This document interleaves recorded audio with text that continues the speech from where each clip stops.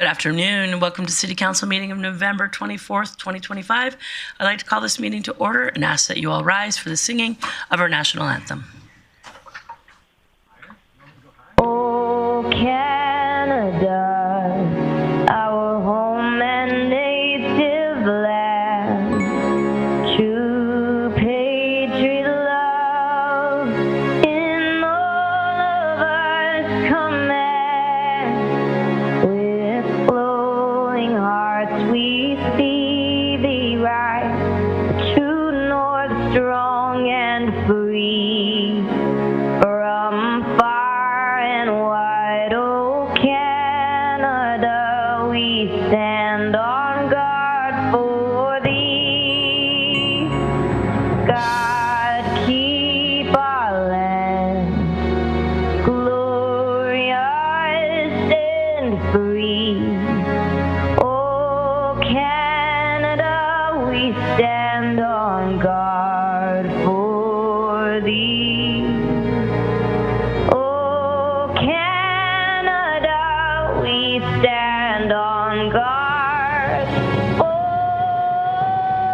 thee.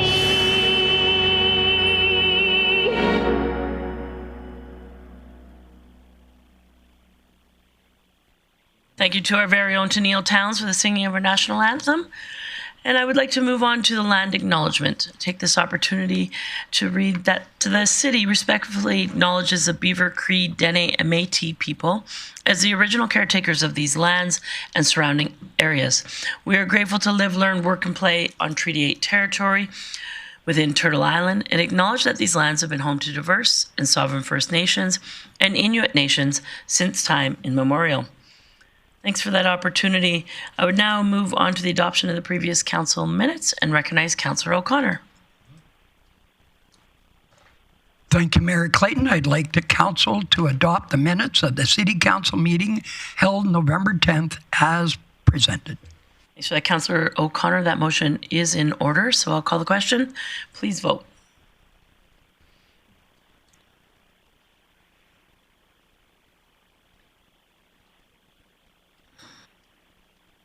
Councillor O'Toole in favour. If you could just turn your mic online and say you're in favor, so we have it. I'm in favor too. I So can't. that, Councillor Auger. That carries unanimously. Moving on to the adoption of today's agenda and recognizing Councillor Thiessen. Thank you, Mayor Clayton. I'd move that council adopt the agenda as presented.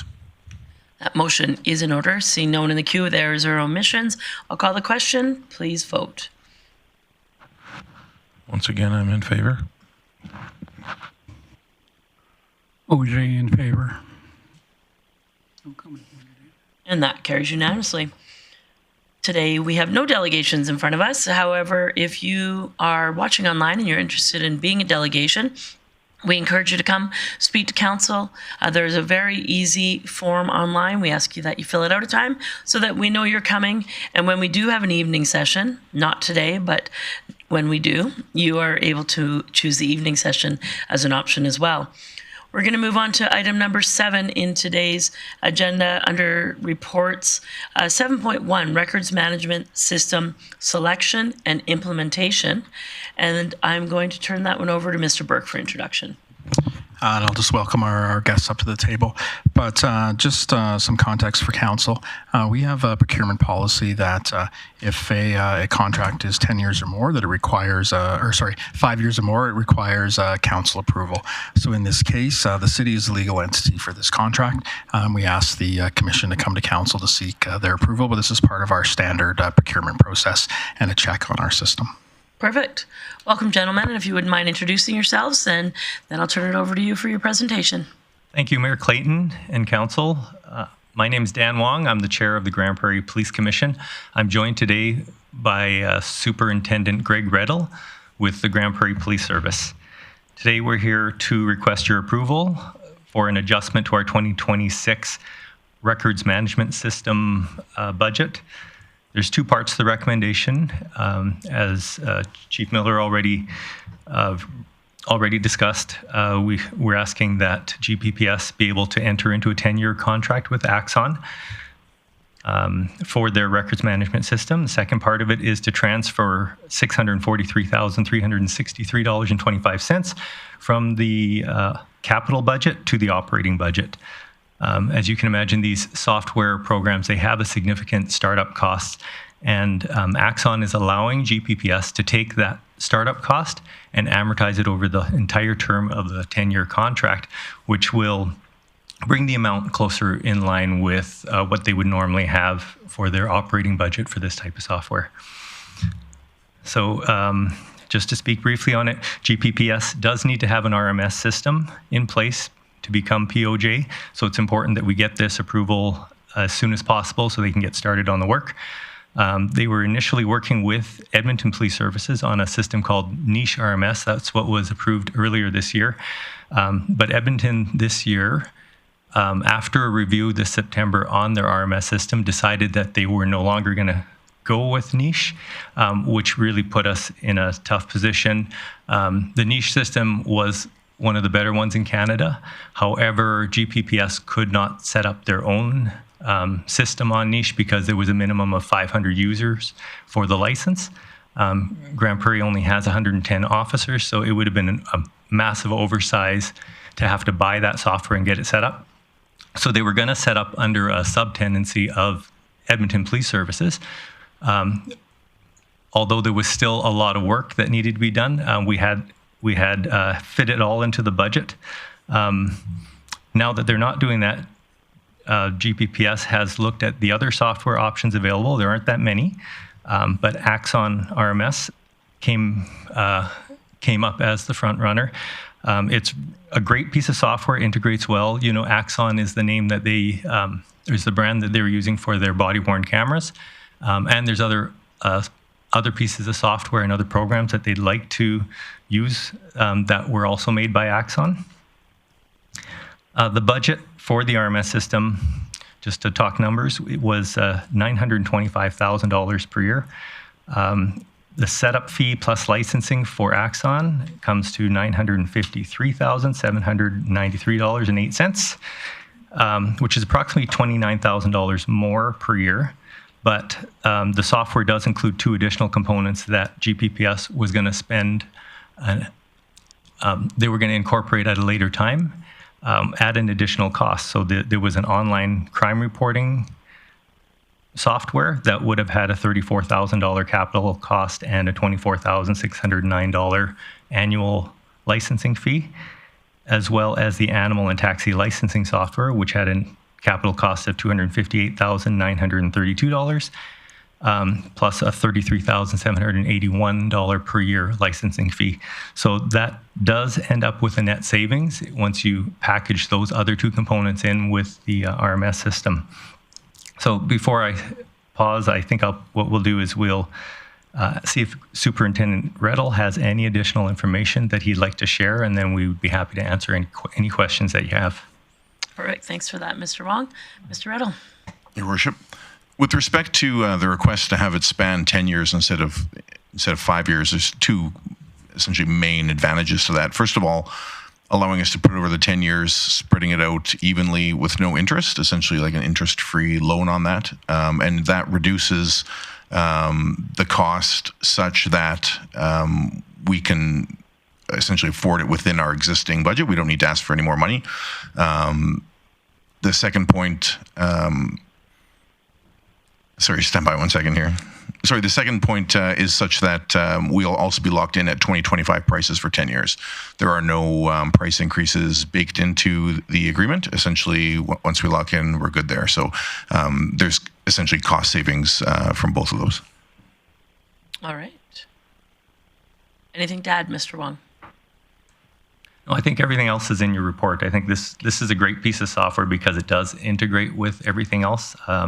Axon would be the RMS system, but it's also they also use Axon for their body-worn cameras, conducted energy weapons, in-car video system, evidence, and intelligence mapping. So you know the suite of software just ties in seamlessly with everything, which makes it a really great choice. Axon normally wouldn't have been available to Canadian law enforcement agencies, but we would be the first in Grande Prairie to use that. And I think we'll be leading the way that way. There are others, like I said, there were other pieces of software that could be used, but to tell you the truth, the other law enforcement agencies that are using that other software are looking to make their switches because the suite of software programs that they have don't do everything that this program can do. All right. Open up to my colleagues for questions of the presenters. Councillor O'Toole. Thank you very much, Mayor Clayton. Gentlemen, I just wanted to know if they have 24-hour support or tech available if there's ever situations arise for those needs. Absolutely. They 24/7. They support law enforcement agencies all across the world for body-worn cameras, taser incidents, and whatnot. I think their market cap hit is in the tune of like $500 billion. So, very large company with a very large support apparatus behind it. So they know what they're doing. Absolutely. Okay.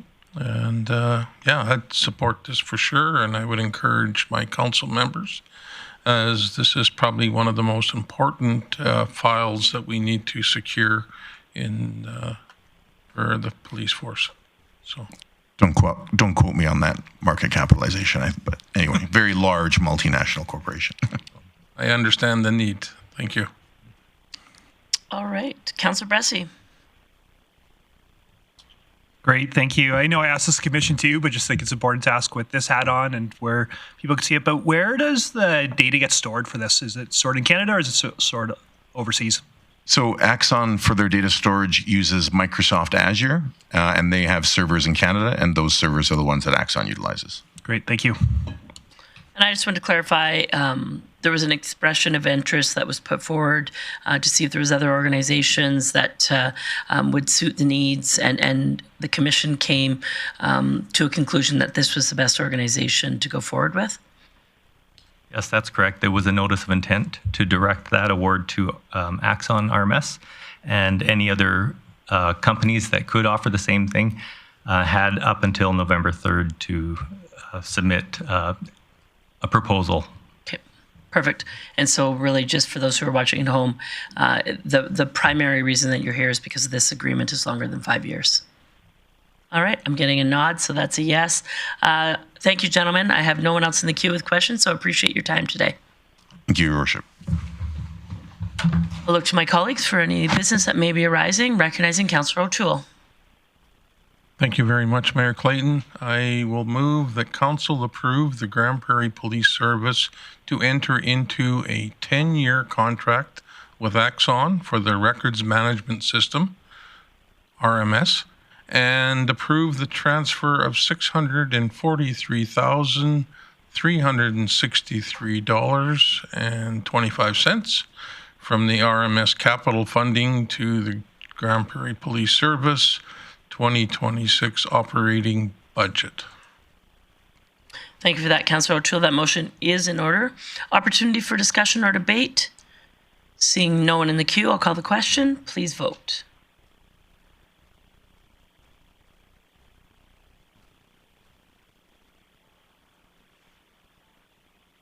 And that carries unanimously. Moving on to item 7.2 today, the Grande Prairie Library Board appointment. As you will recall, we have one of our municipal partners from the County of Grande Prairie on this library board. Today's really just a formality in the sense that we need to appoint the recommended councillor from the County of Grande Prairie. Recognizing Councillor Thiessen. Thank you very much, Mayor Clayton. Prepared to do business if there's no discussion over this. I see no one else. Feel free. Awesome. I'd move that council appoint Councillor Brian Peterson as the County of Grande Prairie representative for the Grande Prairie Public Library Board for a term ending October 19th, 2026. Just speaking to the person, I guess, Brian is a longstanding member of municipal government, formerly the mayor of Hythe, currently one of the returning councillors on the County of Grande Prairie. He's always great when it comes to community events, and also has a watchful eye when it comes to budgets and stuff like that too. So I think he'll be a great addition to the library board. Perfect. Thanks for that, Councillor Thiessen. And seeing no one in the queue, I'll call the question.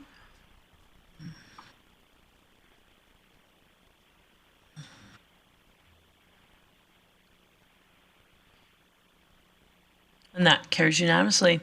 Moving on to today's committee business under item number 8. First one being 8.1 Financial Administrative Committee meeting, Financial Administrative Services Committee meeting held on November 18th. And I'll turn this one over to Councillor Palat for introduction. Thanks, Mayor Clayton. I would just move that Council adopt the minutes of the Financial Administrative Services Committee meeting held November 18th as presented. Thanks for that. That motion is in order. Seeing no one in the queue, I'll call the question.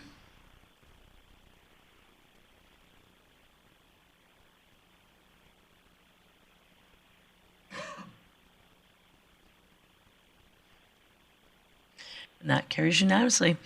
One item of business today, Councillor Plott.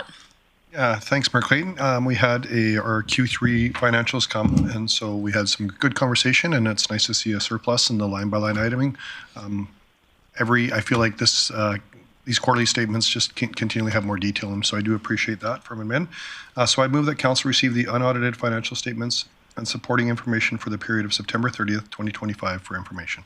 Thanks for that. That motion is in order. Opportunity for discussion or debate. Any questions? Seeing no one in the queue, I'll call the question. Please vote.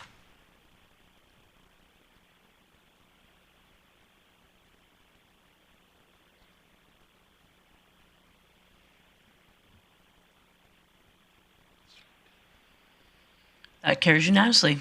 And any highlights from your meeting, Councillor Palat, rather? Yeah, thanks. Other than the business arising, we did have some service area updates from Chief Whiteway. And our financial management, we're planning for our year-end processes underway, and external auditors are on site for instrument field work and this week. And administration is working with departments on October month-end variances and forecasting. On procurement and supply chain, we currently have bids that include hydrovac and pump outlet services, Legion field upgrades, 2026 intersection improvements, and computer-aided dispatch support technology. And that's my report. Thanks for that, Councillor Plott. And I just wanted to mention, you hadn't mentioned in regards to the surplus that have been recognized in the Q3 financial statements. And just for public's information, tell me when Council will see the final outcome of any surplus that's recognized. From what I'm understanding, we wouldn't know till the end of 2025 when the year end closes off.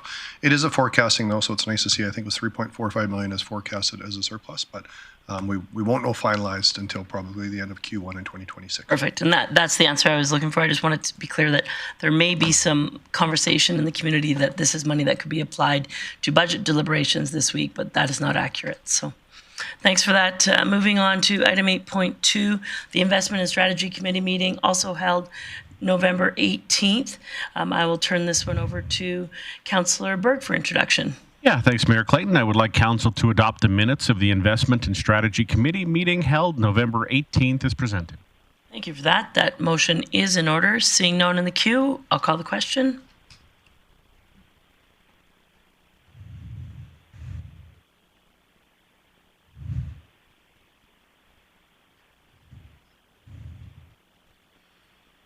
And that carries unanimously. Relatively quick meeting. Any highlights from your meeting, Councillor Berg? Yeah, thanks, Mayor Clayton. Acting Chief Strategy Officer Katie Bieberdorf was in, and she updated us on a few things. The Grande Prairie chapter of the Ukrainian-Canadian Congress had an information display this past weekend at the Grande Prairie Museum to recognize Holodomor, which goes through till tomorrow. And I'll touch on that a little bit later on individually. We are also, administration is going through community supports and services survey. Administration will be hosting in-person engagement sessions to better understand residents' needs and experiences. These sessions take place at various city facilities on December 1st and 5th. Grande Prairie Regional Recreation Committee met on November 6th. Committee continues to collaborate with the Grande Prairie Regional Sport Connection to maintain the Black Ice Collection and recently hosted a meeting for regional ice managers. Invest Grande Prairie administration attended Small Business Week events during the week of last week of October, including Small Business Week showcase to advertise the fiber gap analysis, along with, again, collecting some feedback. And Legislative Services Council's Interfaith Lunch will take place on November 25th. And public member recruitment is open until November 21st, which was, I think, yesterday.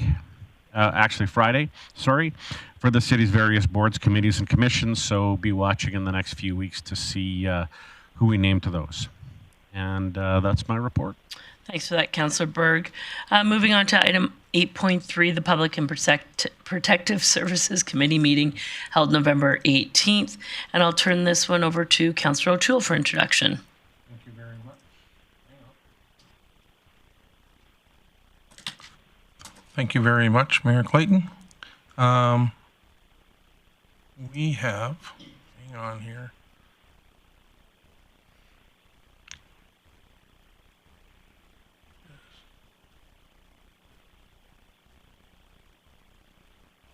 We have one item. Sorry, first we're approve just the agenda. the minutes. Yep. Probably amenda. Sorry, the computer's doing weird things here right now, so please, Council I move that Council adopt the minutes of the Public and Protective Services Committee meeting held November 18th as presented. Thanks for that motion, Councillor O'Toole. That motion is in order. Seeing no one in the queue, I'll call the question.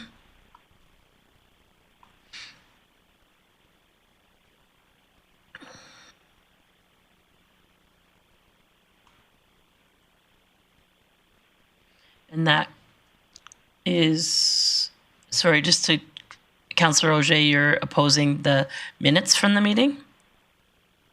Okay, so that is carried 8-1. You have one item of business today, Councillor O'Toole, and if you wanted to go ahead with that.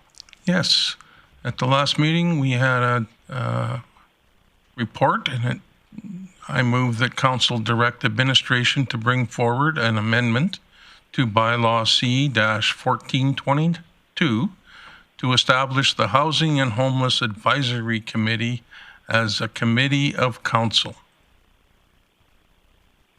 Okay, so that motion is in order. That report is in your package. Opportunity for discussion or debate. I see no one else in the queue, so I'll speak up.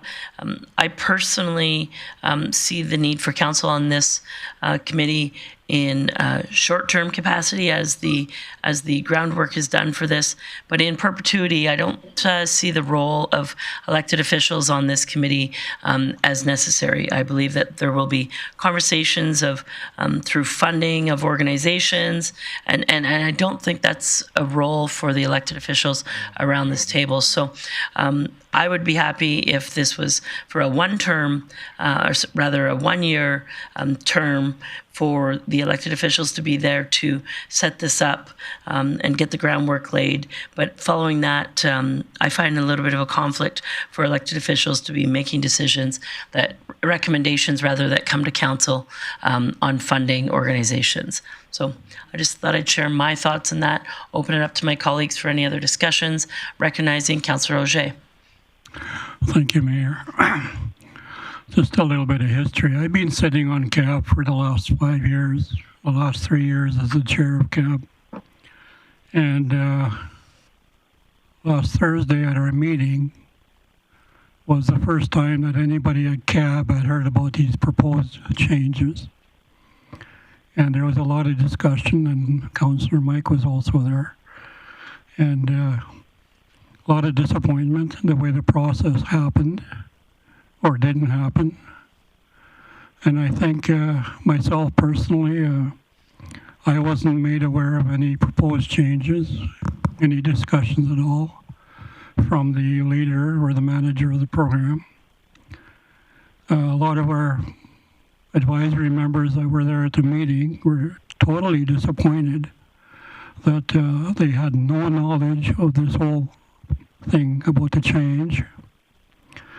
And so myself personally, my working relationship with the manager of the program was not that great. We had advised her several times that she was supposed to chat with me 2 or 3 days before every meeting, whenever they were scheduled, which didn't happen. So over time, she slowly lost my respect for her role, for her direction at CAB. And similar comments were made by other members on the committee. So for that reason, that's why I wasn't supporting any of this process at this time. I also agree with you that the city council role on there is more advisory versus a voting member. And I noticed in the new plan that there was plans for 2 city councilors to sit on that committee. I was okay with one, with Mike on there. And then my role changed because of me being elected to city council. That changed my aspect of my role there. So overall, I guess my whole point is the committee kind of left with that they would like to talk with Tammy a bit more about this whole thing. Maybe just to get a better understanding and maybe get some confirmation of what the whole intent of the change was to be. So thank you. I just wanted my input on that. Thanks for that. And I just, I will recognize also Councillor Auger that in my understanding, you were still a public member on that. You weren't appointed at an organizational meeting on behalf of council. So for now, you're still a public member. There's only one elected official. There would be at a further date a conversation that would come back to council with a recommendation from the mayor of who the 2 electeds would be. But I'll recognize Councillor Bressie next. Thank you, Mayor Clayton. So I think it's important to recognize what's proposed today. We're not actually passing a bylaw today. We're not actually making any changes. We're just giving administration direction on, is it worth them doing the work of doing changes? And so I think for me, it's reasonable that there wasn't consultation with CAB yet, because we're not actually doing any changes, and you don't want to go consult on a whole bunch of things that council might do if council hasn't said it might do that yet. So I know that it's always kind of awkward us having to do these meetings in public venues and a public meeting. It's always kind of awkward, the staging of public consultation, because you can't do that consultation until council tells you to do that consultation. And so for me, I really do think that has to happen though before council passes a bylaw. So I guess my question to administration is, if council does pass a motion, asks you to write this bylaw right now, what is the intended engagement with CAB going to be? Is there going to be consultation, or will it just come straight back to council? And I think that's a fair comment. I think that Councillor Auger's concerns are fair to be heard right now, as the motion in your package is to direct administration to go away and build this bylaw. So there will be consultation going forward, and I'll turn it over to Mr. Burke to answer Councillor Bressie's comment in regards to what consultation will happen with CAB. This is council's opportunity for input on what administration would go away and build in a policy. So. Or a bylaw, rather. Mr. Burke. That's exactly it. Their administration have been asked to bring forward some options, which we did to committee last week.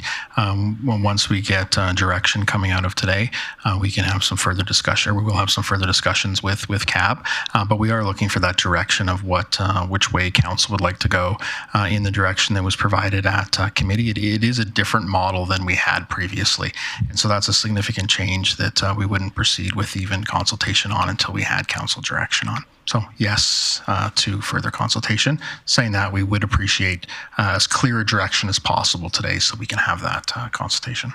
Excellent. Thank you. Councillor Plott. Thanks, Mayor Clayton. I can empathize with, I guess, Mr. Auger, if you're on that. I'm just curious, when they do their consultation, will they talk to previous board members as well, or just the current board? And I'm asking that just because I think there's a lot of history from past people that are on the board that I feel like the new process or would support the new process, but I'm speculating on that. Just wondering how far that reach would be. Mr. Burke. I believe our intent was only with the current board, pending direction here from council. There has been discussion with council for a while, as well as administration, about was this a committee that could benefit just from a fresh look.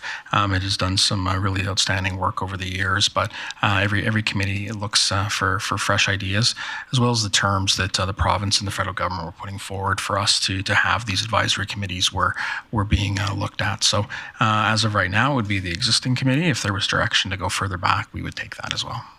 I guess for me, there would be a little bit, and mostly because I feel a lot of folks that have been on this in the past roles that I've spoke to have been very frustrated with the outcomes. And so I think I'm supportive of the changes moving forward, because I do think this probably I think will get us to better outcomes than in the past. I'm not saying that CAB wasn't effective, but I do know there was a lot of frustration about it. So I'm supportive of this moving forward, how it is.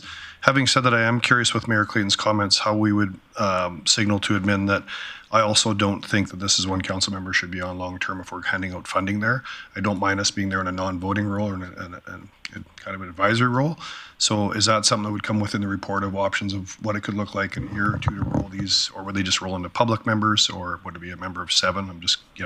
No, I think that if you want to make those changes, we need to signal that today, as that the work that will come out of this conversation will lead as to what administration will continue to consult on and bring back in a bylaw in the future. Okay, so I guess my question for administration is if we go ahead and do this and we put it in, will there be a touch point a year in to see how effective it is? And I guess for me, I might be more of a leave some council members on there now to get this rolling, and then maybe in a year look at a policy change or a change on it to switch in some of those to public members. Is that going to be an opportunity for council? Mr. Burke. I would suggest we include that on the oil list. Yep. This is a specific one that we'd want to bring back in a year, as Mr. Miller would like it on his oil list. Okay. So my recommendation would be, if that is the intent of council, that you make the motion, but with the noted change that the 2 city council members have a 1-year term, and that it comes back to council for a revisit in 1 year. Councillor O'Connor. Thank you, Mayor Clayton. I've sat on this committee for the last year, and at no point do I recall having made any financial decisions at the board.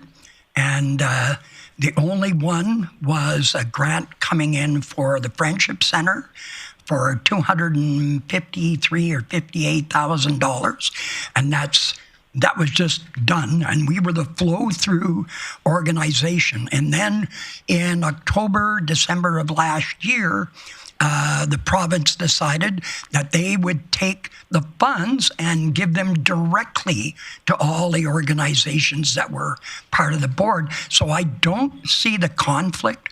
What I do feel, and I made this recommendation a number of times, is that the people that were on the board were not coming to the meeting, and we didn't get quorum. And so there needs to be a change. How can you do business when you don't have enough people to move? So I think it's important that we look at this, look at the makeup, and whether or not it has 2 councillors makes never mind to me, but it's having the right people at the board. And now that it becomes a council committee, an advisory committee, then I think then our terms of reference should change, and we should be able to come and say, here's what we want you to do, here's the information you need to extract, and then we advise council, is the way I see it. If that's not what you want, then this needs to at least sit down with the current committee and talk to them about what changes they're going to make. Thank you. I appreciate your comments. I guess my concerns are that CAB is a requirement of the Reaching Home funding for the city of Grande Prairie to receive that federal government dollars. And so although we may want to see outcomes from this committee, it's really a precursor of us getting money from the federal government. That's the only reason it exists. If we want different outcomes from a housing committee, then we need to establish that, because CAB is built for one reason only. And so providing recommendations on funding priorities is a role of CAB based on the requirement for it to exist under the federal funding. So, and it's right in your report under budget and financial implications. So if council wants to see different information come out of a housing and homelessness advisory committee, I think that's a different conversation. CAB is established for one reason. Councillor Auger. You're right. There's 19 pages on the reaching home requirements. Just on how to, I guess, as an advisory board, on where and how to spend the money or designate the funds to certain organizations. I think that's been important all this time. OSSI from the provincial government, that's what Mike was talking about, that disappeared from the CAB funding sources. And so we had actually talked some time ago about, does the cab board have to be as big as it was?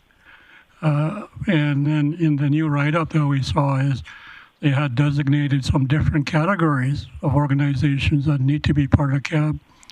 And interestingly, the faith community was not identified as one of the key supporters of CAB. So when I think about CAB in itself, you're right, it's had a lot of issues. I mean, homeless is a big problem in Grande Prairie. Low affordable housing is a big problem in Grande Prairie. Support systems in Grande Prairie are not financially enough for all the programs. Many good programs in the city stop after a few years because funding dies off. That's been a common trend in all the national homeless conferences I've been to in the last 10 years. Funding always runs out. And the really unreliable one right now is Reaching Home. And that funding kind of dies off here in a couple of years. And of course, we need to get new funding from Reaching Home, the federal government. And when I think about CAB in general, yeah, Mike, you're right. It's been hard to maintain a quorum at many of our meetings. That's true. It's been hard to try and maintain even our Indigenous representation by some of our committee members. And unfortunately, I've been there most of the time, so I'm fortunate that way. But representation in the city is, it's getting tougher to have people that come and join our committees, and I think CAB is one of them. And I don't know what to do, and I appreciate Wade's comments that are we really doing anything in the city of Grande Prairie in relation to our homeless issue? And I believe there's a lot of opportunities that we as council, we as a community can be doing better at in helping our homeless population here in the city. There's so many issues, and of course it all comes down to funding at the end of the day. So that'd be my thoughts, my opinion. So anyway, the last meeting, everybody was disappointed that this thing was being proposed, and contrary to what Councillor Bresley said, it was brought to the table that here's what's going to happen, and there was no discussion on it. That's what disappointed me the most. Thanks, Councillor Auger. Councillor Thiessen. Yeah, thank you very much, Mayor Clayton. No, I think there's a big role for CAB in our community. I remember the documents that they produced on my first term, 10-year plan to end homelessness, 5-year plan to end homelessness. We didn't end homelessness, but we certainly cleared the gaps on that, as well as deepening our relationship with our Indigenous and First Nations people. One of the recommendations to bring forward the Indigenous liaison job position here at the City of Grande Prairie did a lot of good inroads towards reconciliation and city relations with our Indigenous populations. I will clarify, though, I've sat on CAB for, well, 9 years, 9 out of 12 years I sat on CAB. It was always just an advisory body, not a funding body. The funding that we did receive went to those projects or to host the meetings and stuff like that. But we never made recommendations to fund an organization or otherwise. So for me, when I look at this new structure, I do agree there. You know, the faith community. I know Elmer Spilchin put in probably more time than me on that committee in his work with Rising Above and stuff like that. He's helped in a variety of capacities, so I think that's a bit of an oversight. And I don't share the same sentiment as some of my other councillors that a council member shouldn't have a vote there. What I started feeling near the end run before Councillor O'Connor took over for me as the CAB representative on council was that I was a resource member, but we had resources there. So I really felt like administration was holding back so that us electeds could have our 5 minutes of fame and tell everybody how council is moving the housing portfolio forward. But that could have easily been delivered by administration. And for me, the voting members and having council as a voting member is, well, we develop a strategic plan that covers us for 4 years and the goals that we have. I think having one vote out of how many or 2 votes out of how many isn't going to upset the apple cart. It is natural that people look to council for, oh, well, what do you guys want to do, and follow in order of that. But I think if this is going to be a committee of council, I think council has to have a say in it. And I agree, there's a revamp that needs to be done. And I don't disagree, Councillor Auger. I think communication could have been better on this, but as the mayor said and our CEO, as very preliminary and just sort of advising, hey, this is the direction that we're going. We'd like you guys to put some thoughts into it. And I don't know if exactly that's how it was presented, but that's how I feel like it was supposed to be presented going forward. And I'm actually in approval of most of these changes, save for maybe shaving 1 council member off of voting. That's about it. Councillor Bressie. Great, thank you. So my apologies if I've lost the plot somewhere here, because I've never served on this committee. But my understanding is that CAB's a fairly narrow mandate that's mostly involved with awarding federal provincial grants. It provides some advice, but it very is involved in procurement activities and guiding procurement. Am I wrong about that? Looks like I'm getting some. CEO Burke. My understanding is it's setting the priorities as opposed to awarding. You don't award. Okay. Yeah. But it very much it's about federal provincial grants is why it exists. And am I understanding correctly that the intention of this, so when I read section 3 of the section titled 3 in the report under analysis, I'm seeing a whole bunch of other priorities, recommending strategic priorities, engaging with community members, providing input on system gaps. And at the bottom, I see function as the Community Advisory Board of Homelessness when required by federal official programs. So my understanding of the intent of this is to expand the mandate beyond what CAB's doing. Am I misunderstanding that? Mr. Burke? My understanding is it's likely more to narrow the focus to the minimum requirements for the funding requirements. Okay, the report reads the exact opposite to me, so I'm glad I clarified, but I don't know, I'm confused on where I want to go. Thanks. For me, there are decisions around what funding is going to go where that, I think that's really awkward to have. Recommendations, not decisions. So, sure.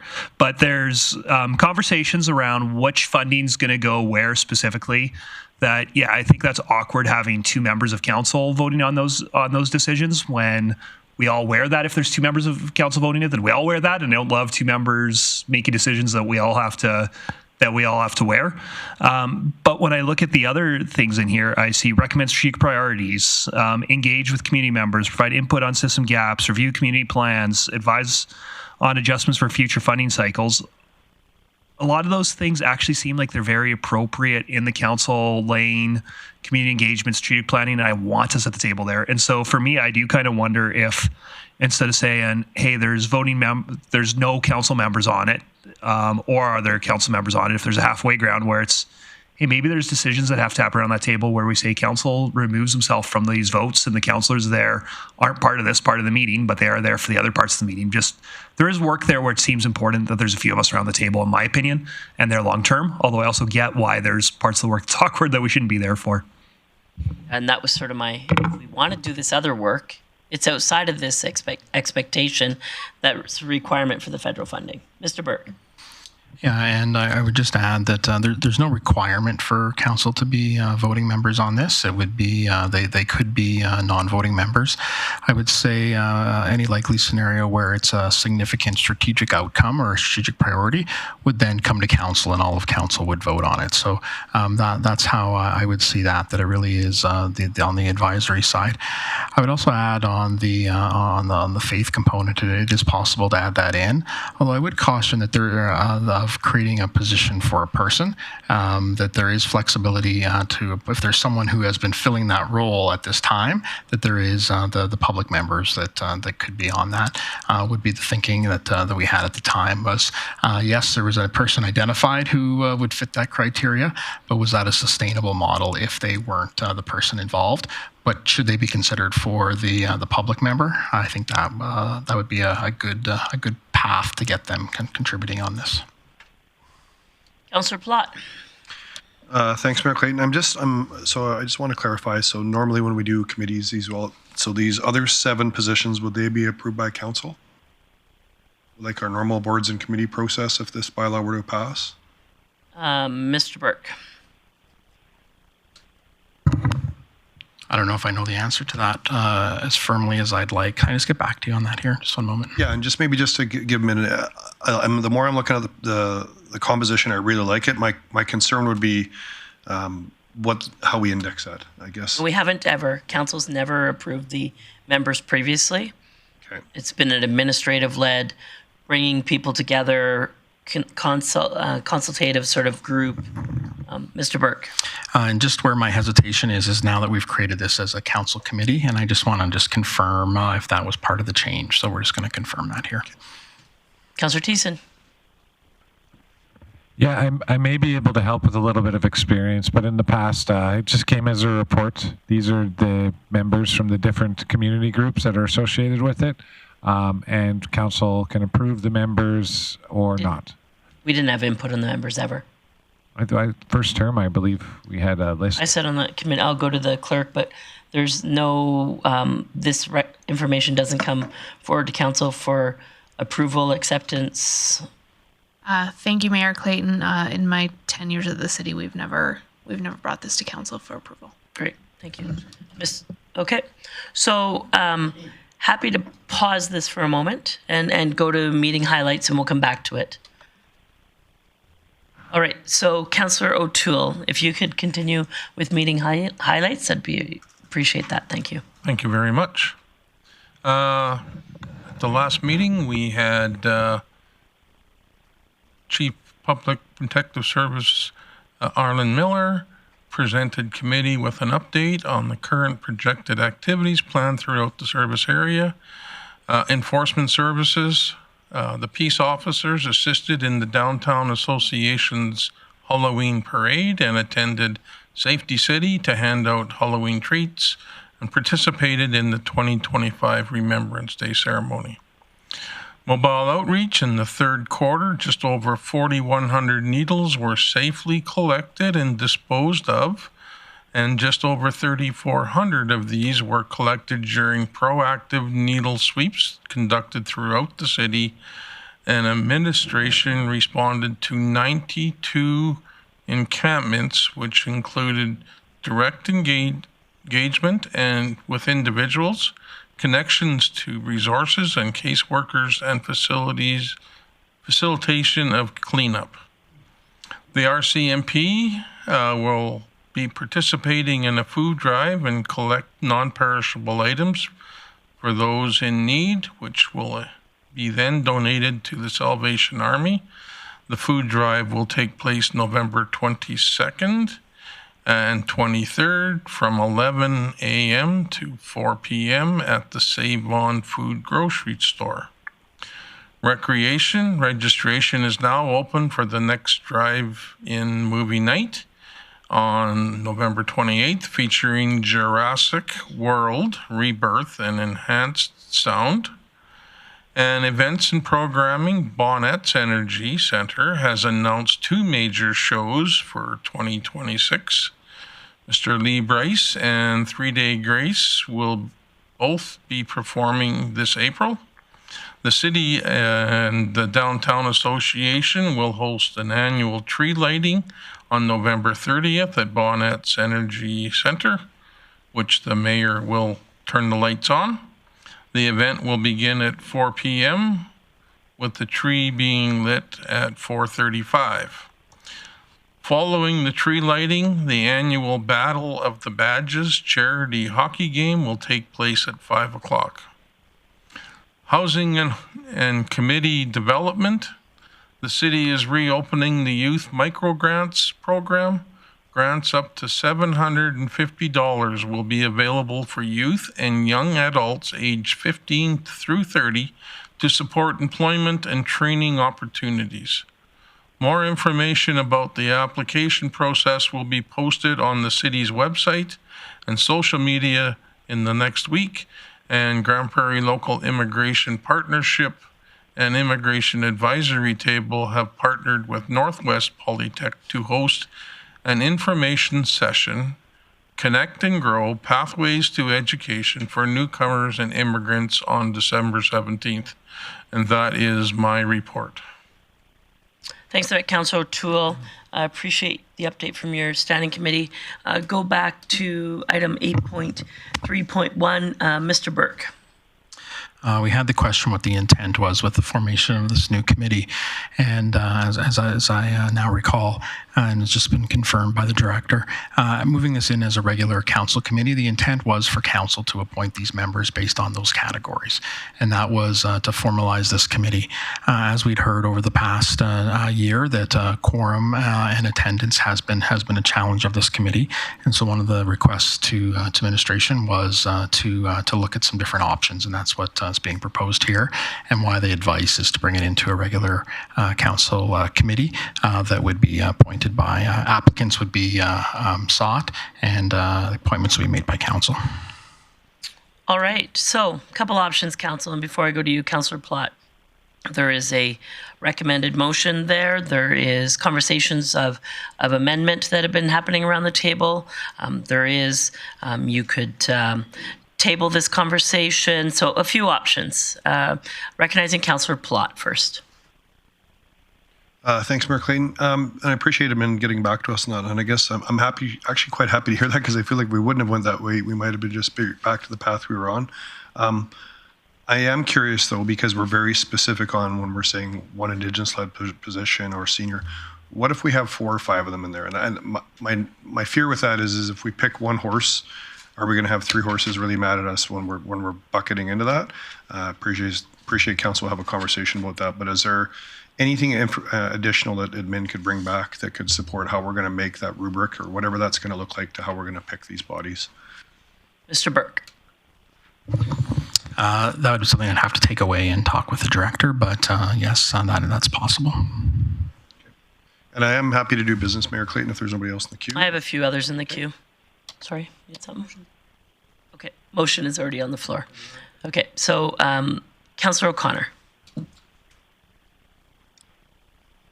Thank you, Mayor Clayton. I'm very concerned that there's mixed messages coming here. So either we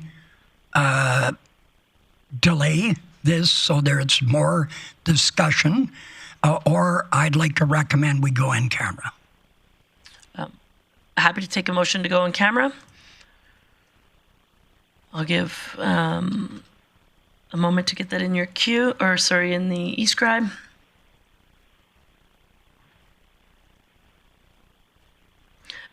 Call the question.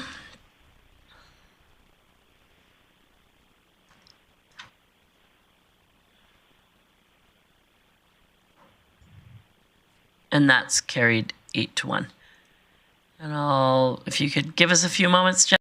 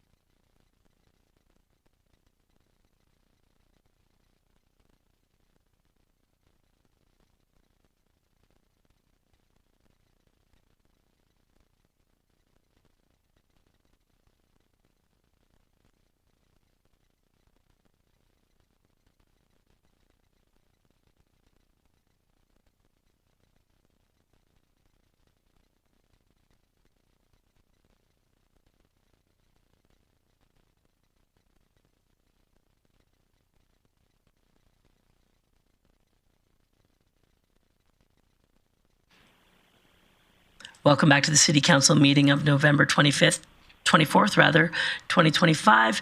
We are still on item 8.3.1, the proposal to establish the Housing and Homelessness Advisory Committee.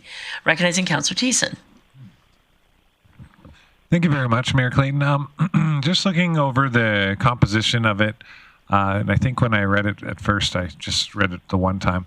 But we have here under the composition voting members, one representative from an Indigenous-led organization, and then under non-voting members, we have one representative from the Indigenous Homelessness Community Advisory Board on Housing and Homelessness. So my question, I guess, for administration or maybe just to council, just in general, is if we have a requirement to have one voting member here, is it potential that we're taking an Indigenous member off of the Indigenous cap? And just my thoughts around that, just sitting in this chair when I just realized, oh, well, we have a non-voting and a voting, is that we may be taking away a member that could be sitting on the Indigenous cab. And at the same time, that member from the Indigenous cab could be appointed by them to be a voting member on cab. So I'm trying to keep both cabs intact and not try to take anything away from each other, but just a thought for consideration as we send this back for more reporting and stuff. Appreciate your comments. I'm going to go to Councillor O'Connor. I think that there seems to be a lot of information, so I will have a recommendation for council, but I'll go to Councillor O'Connor first. It worked.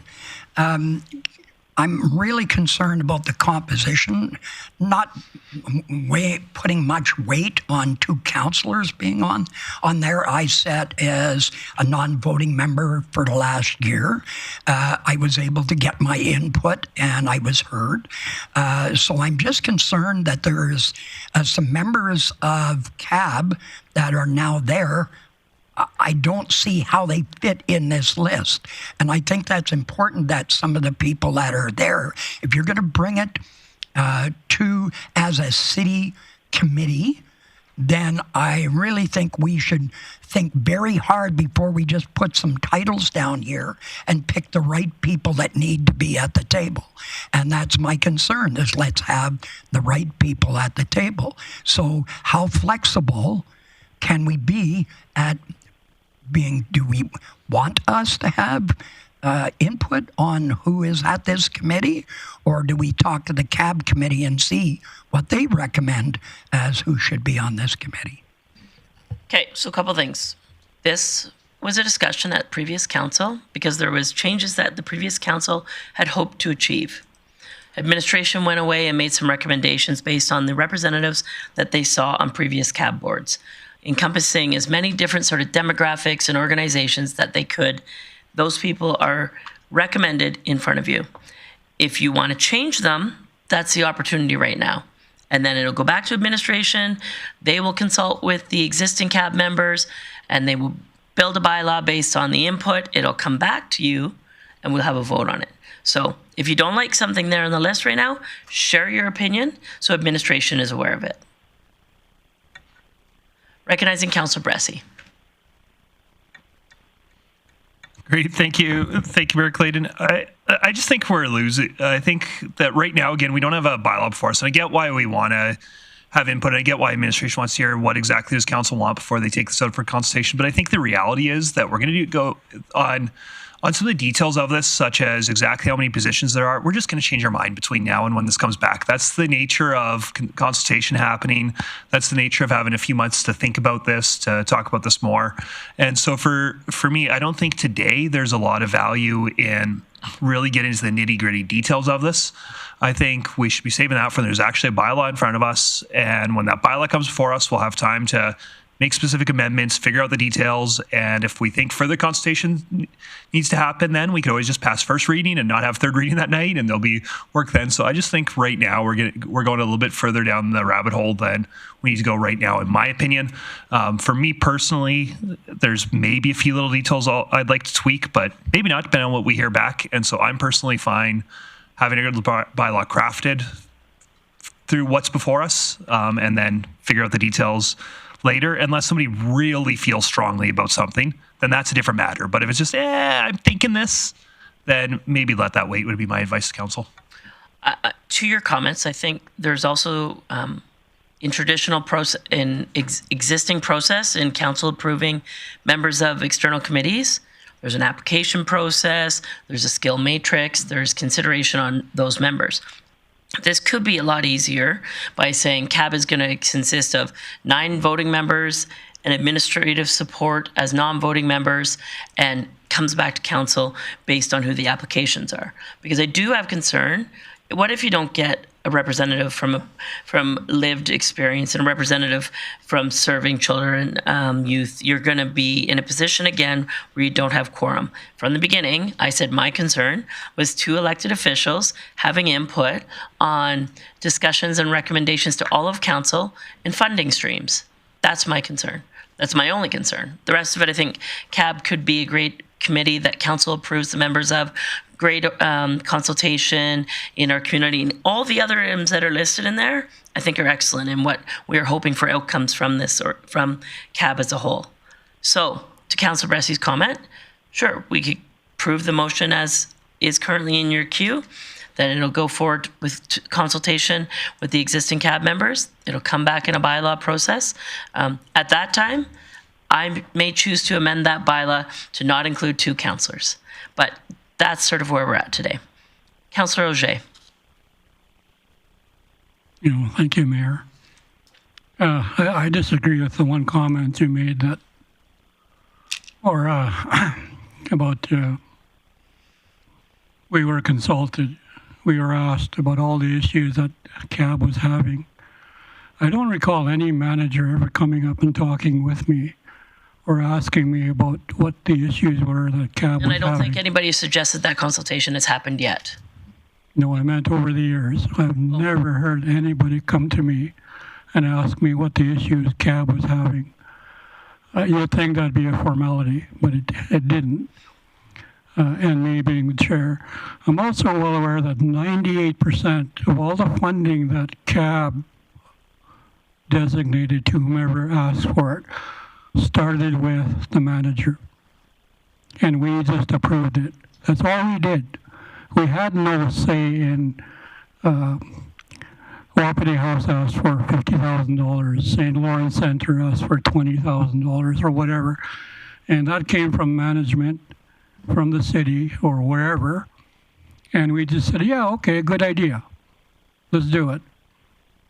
So the reality is we did not have any control over where funding went. It came from the city or the manager of the program. So when people say that CAB is not working, a lot of it comes from the management. If it wasn't working. That's my thought, my opinion, because many times when Catherine was there, she would call me, she'd email me and let me know that we'd been asked for funding from this organization or whomever. And I was aware of it. We'd go to the meeting and literally all CAB members would approve. Yes, it's a good idea. We need to support that organization. In the last year, last 6 months, we haven't had that. Everything comes at the meeting saying St. Lawrence needs $20,000, Wapiti House needs $100,000 or whatever. So we had no say on who got what, but we voted on agreeing with the manager to provide funding for some organization. So a lot of things that I'm hearing now about things aren't going well at CAB. Are we really doing what we're doing? I really like what Chris said, that there was a homeless plan, that Grande Prairie needed to be homeless in 20 years or however long. We're nowhere near there. The point in time count tells us homelessness in Grande Prairie is increasing every year. It's never gone down. That's what our data is telling us. So what do we need to do as a council or as a community to really look at how we're going to reduce or eliminate homelessness? That's what we're up against when we talk about CAB, when we talk about all the organizations in town that are trying to prevent or help homeless people in the city. I see that. I see that every day. I know what goes on at St. Lawrence. I know what goes on at Wapiti House, because they come and hang around the Friendship Center, and I talk to all of them. They tell me the horror stories of what's happening at Wapiti House. They tell me the way they're treated at St. Lawrence Center. I get to hear all these stories. Too close? Anyway, I thought I'd just throw my 2 bits in. Great. Homelessness to me is important, and we need to do something. And if we need to do something different, let's do it. Thanks for your comments, Councillor Auger. Councillor O'Connor. Thank you, Mayor Clayton, and I totally concur with Councillor Auger. I think there are some steps and discussions that need to happen, and the CAB board, it doesn't say anywhere that it is going to go back to the CAB board, so if we can make an amendment to this, that the CAB board be consulted, and then come back and send a recommendation. And I think It's actually in the report, but if you'd like it in the motion. well, I don't, under which section? Under stakeholder engagement. While formal consultation with the current CAB membership has not yet occurred, members have indicated the existing structure, so it's there. But if you'd like it in the motion, I encourage you to amend the existing motion. Yeah, we can do that. So your amendment would read,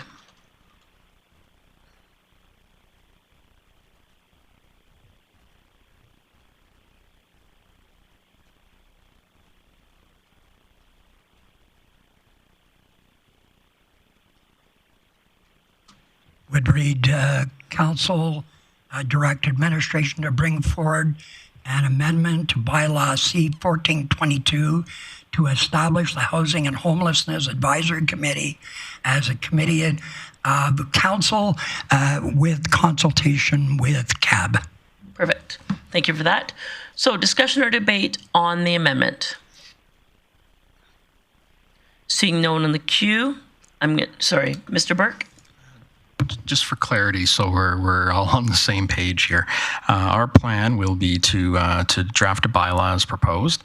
We will have that discussion with the current CAB members, and that feedback will come back with the bylaw as proposed in this. So we won't be amending. We won't include that feedback in the bylaw, but we will provide that advice when that bylaw comes forward. Is that the understanding that we all have? Okay. Councillor Plott.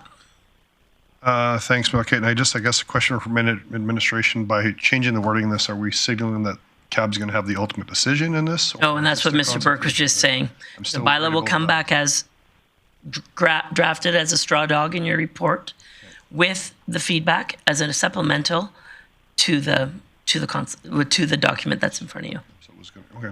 Okay. Okay. So no more. I see no one else in the queue with discussion or debate on the amendment. I'll call the question on the amendment.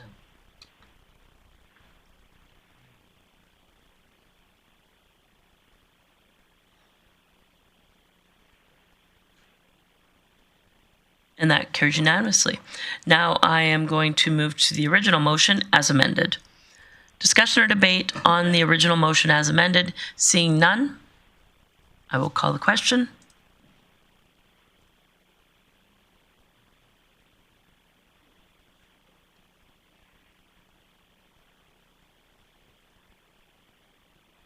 And that too carries unanimously.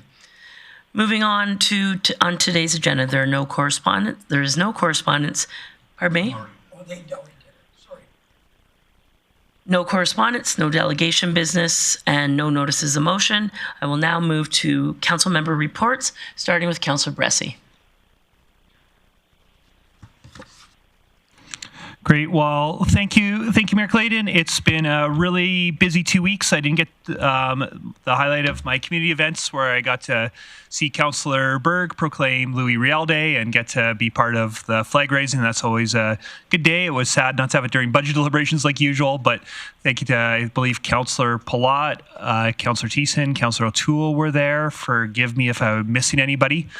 But most of my last 2 weeks was all about Alberta municipalities, and it was a great honor to be elected president, and I wanted to thank council. I know all of you helped me quite a bit in the campaign, from driving signs down to getting flyers out by talking to people, but most importantly, you really helped me just by being a really great council and mayor.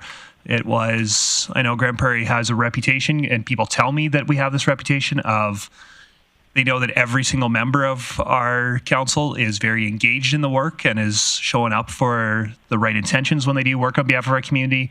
They know that our community has a reputation for strong advocacy and very strong regional collaboration, where our council isn't just about what's good for the city, it's about what's good for the province. And we've got a reputation for every member of council being very interested in helping other municipalities, councillors succeed too, by giving advice, encouragement, all of that. And I really think that's a big reason why I was successful, is because they saw the culture that you folks have established here and said, we want that across the province. And so I just really want to thank you all for your support, and thank you for being a really great team that represents our community well. And I'm thankful that I get to be part of that. So thank you. Thanks for that, Councillor Bressy, and congratulations. Thank you for the work that you're doing with AB Munis. Recognizing now Councillor Auger.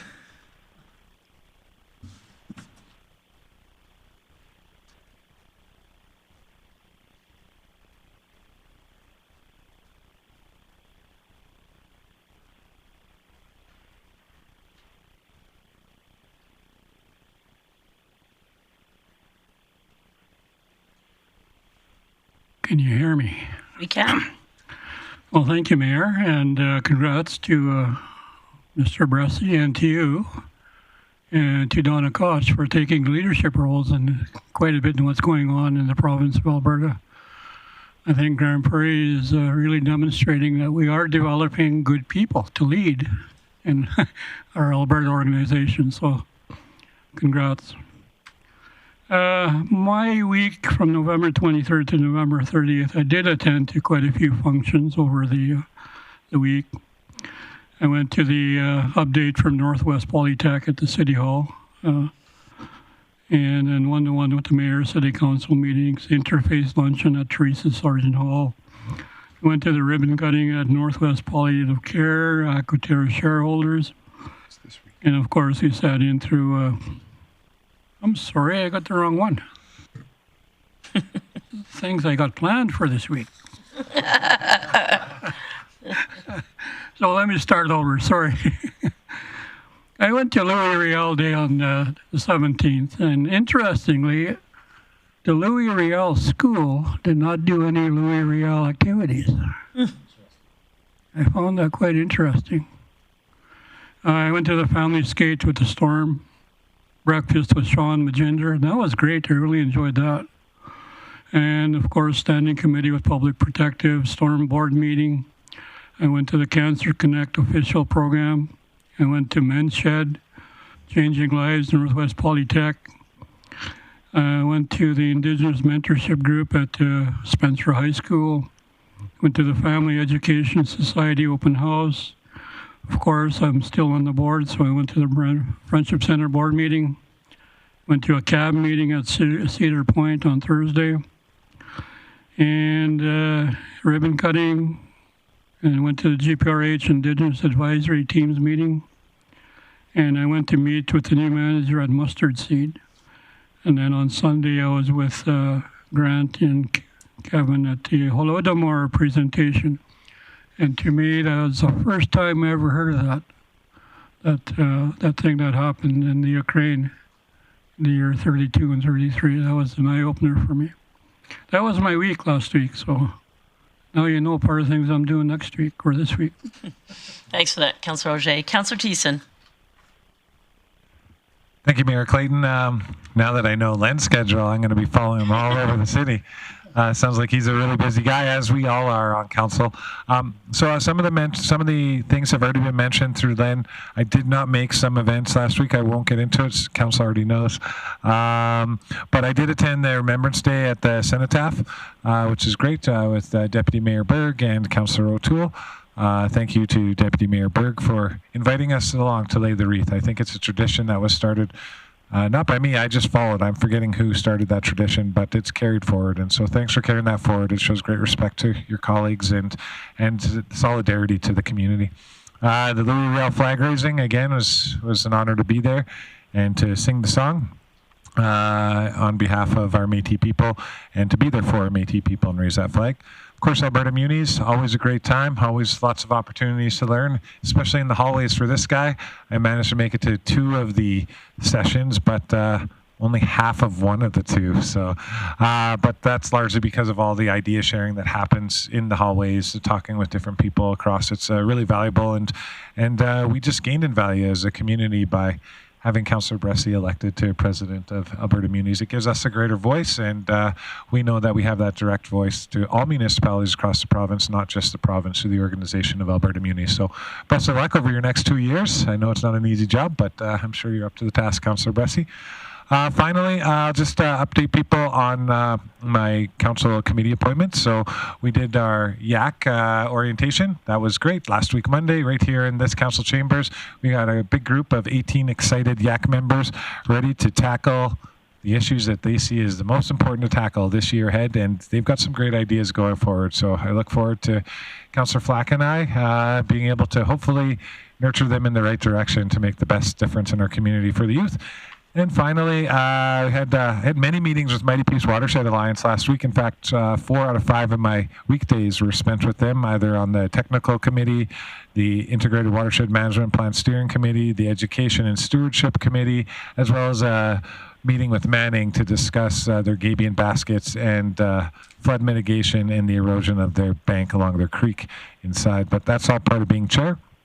As far as the actual board member or board meeting with the MPWA, we did receive the director resignations, as we are all happy to be here elected.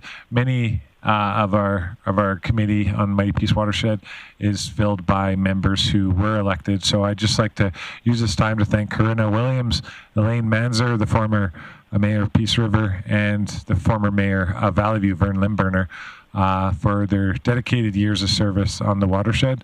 And I'm sure they're not done with active community engagement in their life. We also, outside of just the updates that we received, we got a presentation from Teresa Nowicki and Energy Alberta in regards to the Peace River Nuclear Power Project. It was a brief overview that left us all with a lot of questions about it, especially around where's the dry storage waste going to go and how are we going to prevent any leaching into the water systems. So just the first of, I'm sure, many meetings going forward. For anyone that's concerned about nuclear, you can always reach out, and there's different channels to get to if you're supportive, same thing.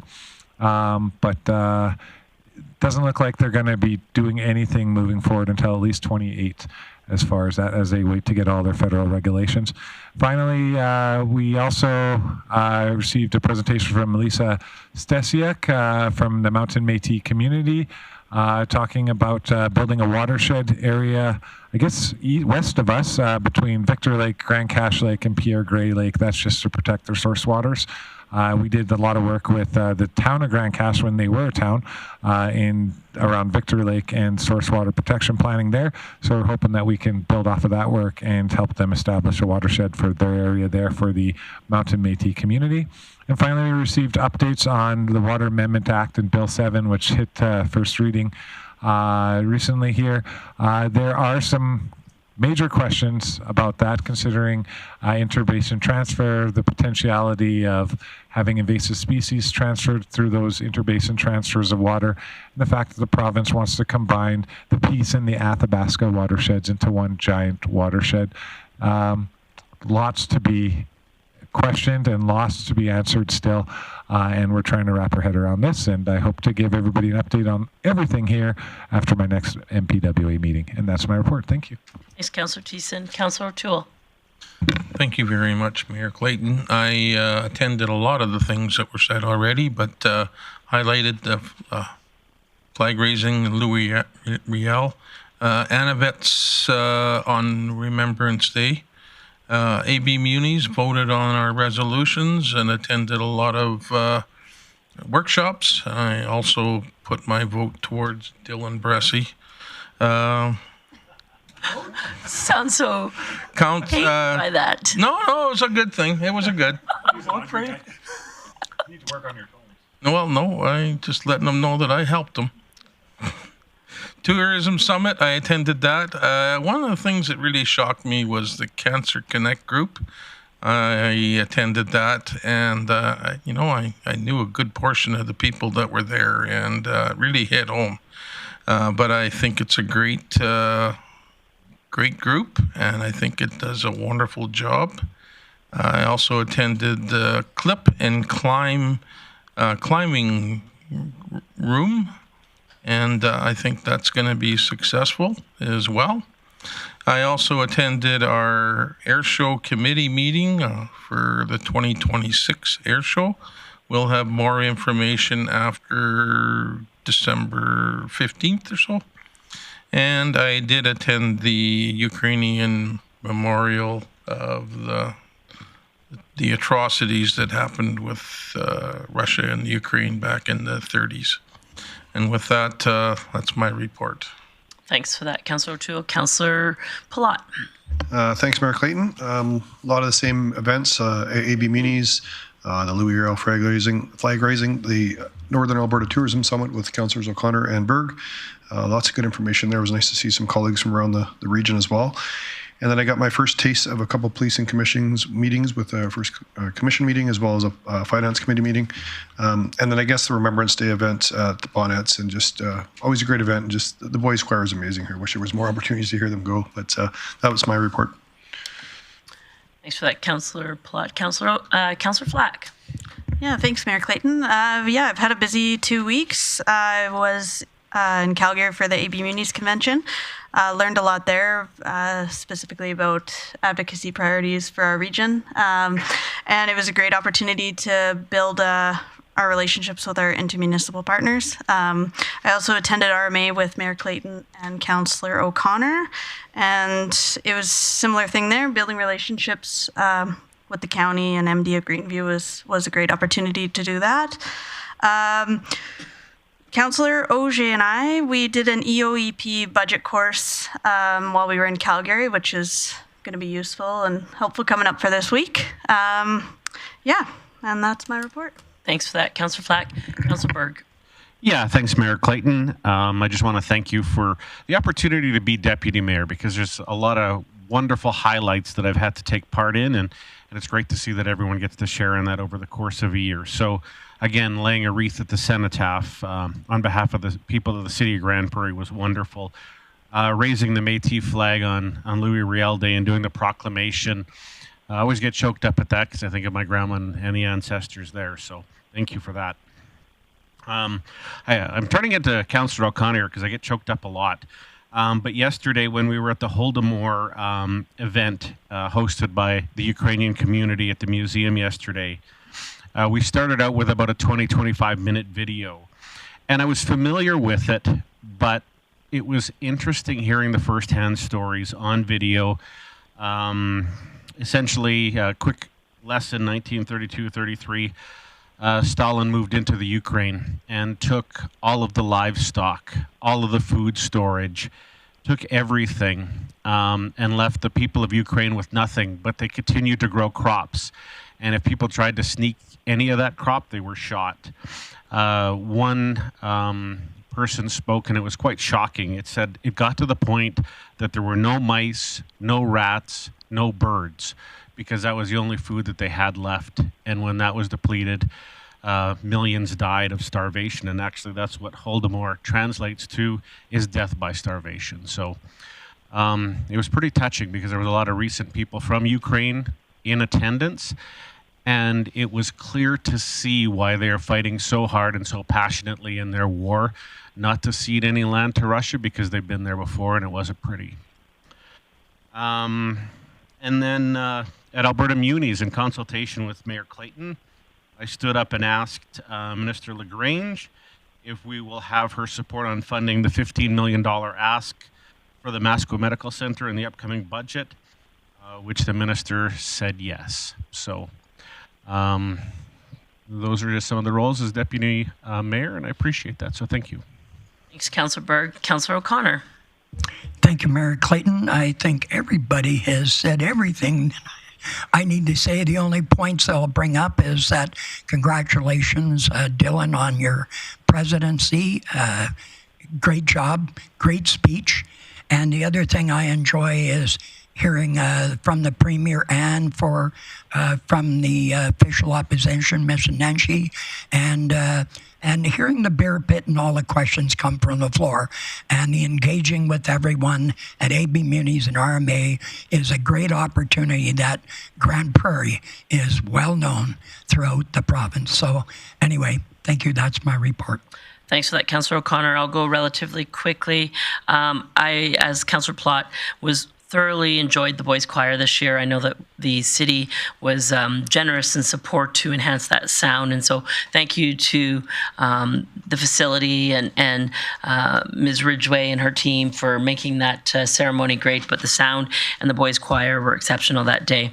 I really enjoyed Alberta municipalities. Again, congratulations to my colleague, Councillor Bressie. I know he will serve Alberta municipalities very well. My favorite part was the resolutions. I think I finally felt that in the room, other municipalities understood that disparity and how important it is to us and to the Aqua Service area customers. This isn't about serving just the north, this is about making Alberta strong, and it's really about finding a solution for those inequities in distribution.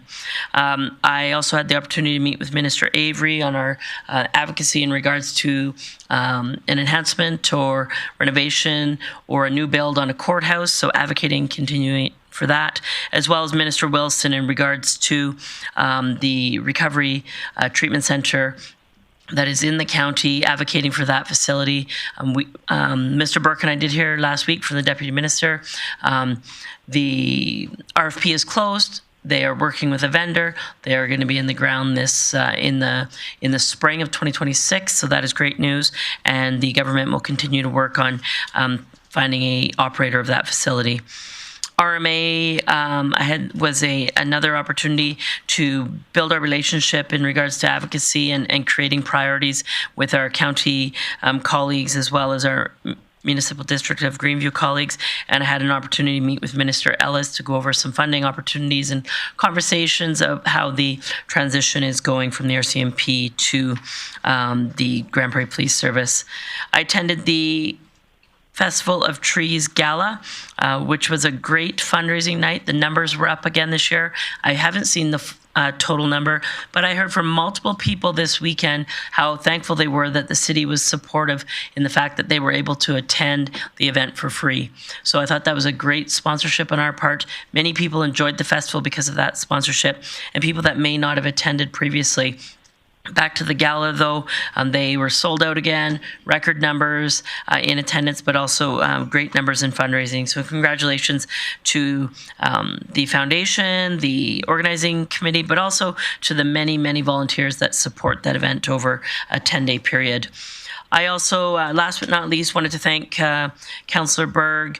My mom's side of my family is Ukrainian, so I was unfortunate I wasn't able to attend yesterday. I've heard many stories over the years from my mother's family of the significance of Holodomor, and I just wanted to thank you for being there, but also for the work that you've done as Deputy Mayor in your time. The last 6 weeks or however month, I guess, has been extremely busy, and I know your schedule has been enhanced, and I appreciate the work that you've done on my behalf and council's behalf. So thank you, everyone. Enjoy the rest of your day. And I have one more thing. I know on behalf of council, my heart goes out to all the vendors at the Grande Prairie's Farmers Market. It's a tough time as you're heading into Christmas. Retail season is extremely important. Christmas season is extremely important to retailers.